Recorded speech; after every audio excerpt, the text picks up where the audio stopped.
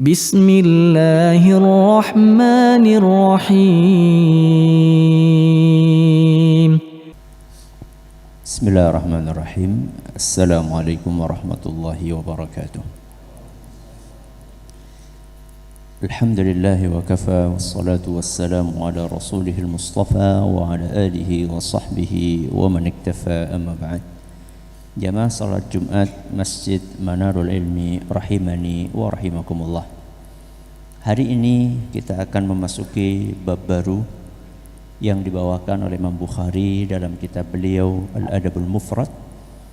Kali ini adalah bab nomor 52 di halaman 118 yang berjudul Birrul Abi Liwaladihi.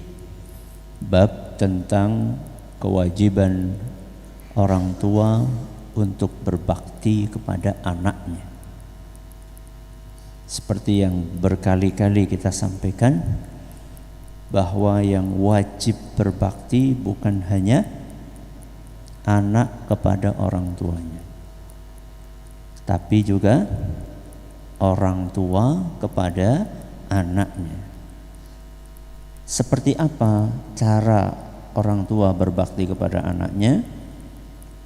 Mari kita dengarkan apa yang disampaikan oleh Ibnu Umar radhiyallahu anhuma dalam athar nomor 94. An Ibnu Umar radhiyallahu anhuma qala, Ibnu Umar berkata, innama sammahumullahu abrara, calon-calon penghuni surga di dalam Al-Quran dinamai abrar.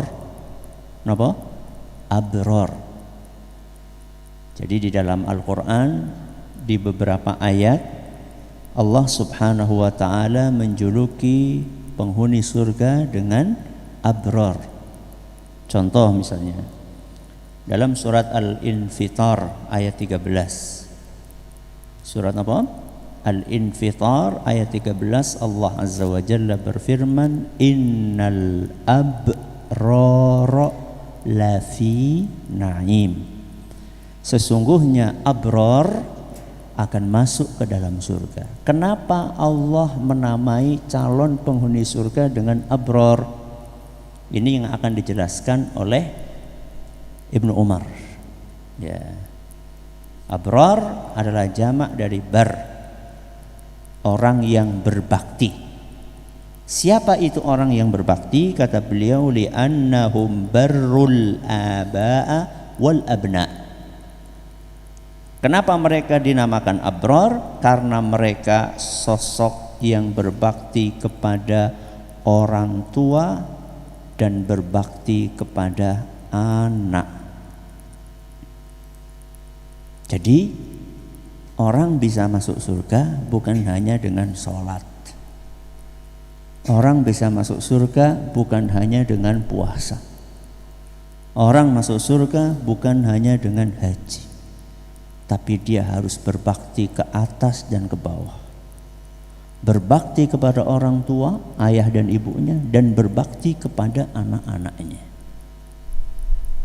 Nanti kita akan jelaskan bagaimana cara ayah, ibu berbakti kepada anak-anaknya. Kalau bagaimana anak berbakti kepada ayah dan ibunya, ini sudah kita bahas dalam berbagai bab di awal kitab ini. Panjang kita membahas tentang anak berbakti kepada orang tua. Sekarang gantian bagaimana orang tua berbakti kepadanya. Kemudian beliau melanjutkan, kama anna liwalidika 'alaika haqqa kadzalika liwaladika 'alaika haqqa. Yang punya hak itu bukan cuma ayah dan ibu, tapi anak juga punya hak. Sebagaimana anak yang tidak menunaikan hak orang tuanya dianggap durhaka, begitu pula orang tua yang tidak menunaikan hak anaknya juga dianggap durhaka. Saya ulangi. Sebagaimana anak yang tidak menunaikan hak orang tuanya dianggap durhaka, Begitu pula orang tua yang tidak menunaikan hak anaknya dianggap durhaka. Durhaka itu bukan cuma anak kepada orang tua, juga orang tua kepada anak bisa dianggap durhaka. Kapan? Ketika dia tidak menunaikan hak anak tersebut. Apa haknya anak? Satu, ngajari orang tua. Kewajiban orang tua kepada anak, haknya anak atas orang tuanya, ngajari hal-hal yang fardhu ain. Satu, ngajari anak hal-hal yang fardhu ain.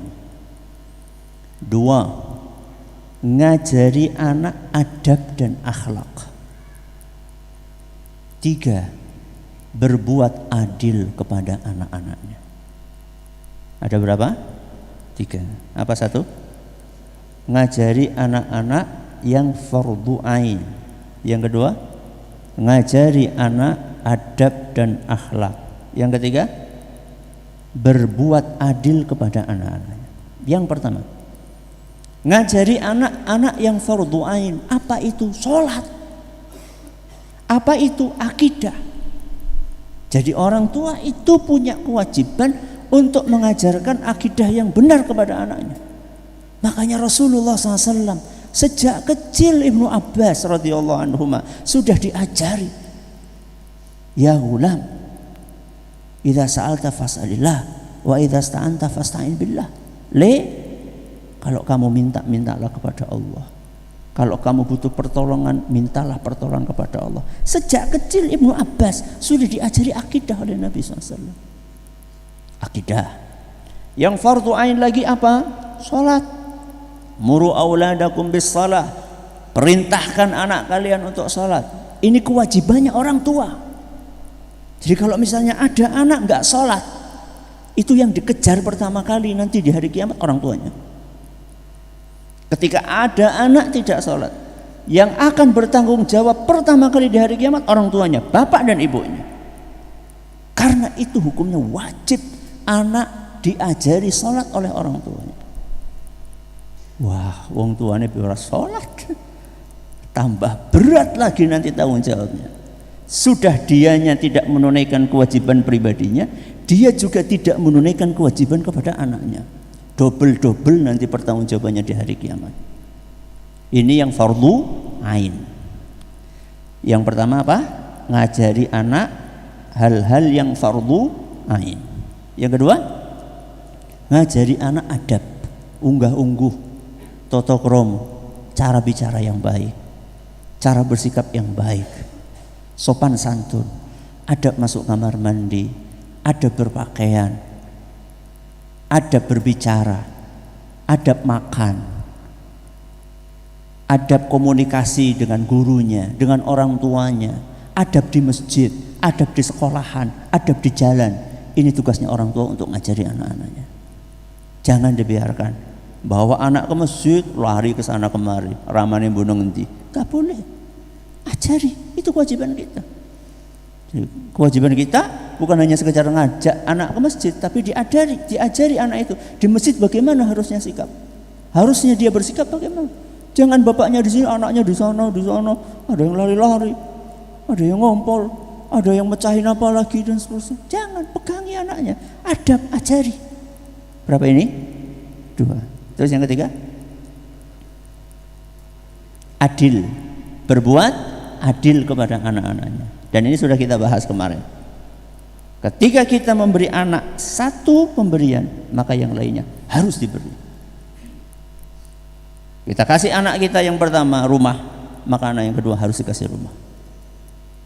Kita kasih anak yang ketiga tanah, maka juga anak yang lainnya harus dikasih tanah. Tidak boleh yang ini dikasih, yang itu enggak dikasih. Ya. Makanya kemarin Nabi SAW ketika disuruh jadi saksi, ya sama siapa? Kok Nu'man? Bashir, bapaknya Nu'man. Ya, bapaknya Nu'man datang menghadap kepada Nabi SAW, wahai Rasul, kamu jadi saksi ya. Ini anakku Nu'man ini aku mau kasih. Enggak disebutkan di situ, mungkin tanah, mungkin rumah. Nabi SAW tanya, anak-anakmu yang lain dikasih enggak? Enggak wahai Nabi, enggak mau aku jadi saksi. Tidak mau Nabi SAW. Jadi saksi yang dikasih cuma satu, yang lainnya nggak dikasih. Enggak. Maka kemudian Nabi SAW mengatakan, kamu apa nggak pengen anak-anakmu semuanya berbakti kepadamu? Apa kamu pengennya cuma Nu'man aja yang berbakti? Ya enggak wahai Nabi, aku pengen anak 1 sampai 5 semuanya apa? Berbakti. Ya kalau kayak gitu dikasih semuanya. Kamu pengen semuanya berbakti tapi yang dikasih cuma 1, itu nggak adil namanya. 5 anak kamu pengen semuanya berbakti, 5 anak kasih semuanya. Jangan pilih-pilih, yang 1 dikasih, yang 1 nggak dikasih. Begitu bakti kamu tuntut semuanya untuk berbakti, itu nggak adil. Ini yang ketiga. Ketiga-tiga ini tidak ditunaikan, berarti orang tua tidak berbakti kepada anaknya. Mudah-mudahan masih ada kesempatan bagi kita yang belum berbakti kepada anaknya untuk berbakti kepada anaknya sebaik-baiknya. Kita akhiri dengan doa kafaratul majlis. Subhanakallahumma bihamdika asyhadu an la ilaha illa anta astaghfiruka wa atubu ilaik. Assalamualaikum warahmatullahi wabarakatuh.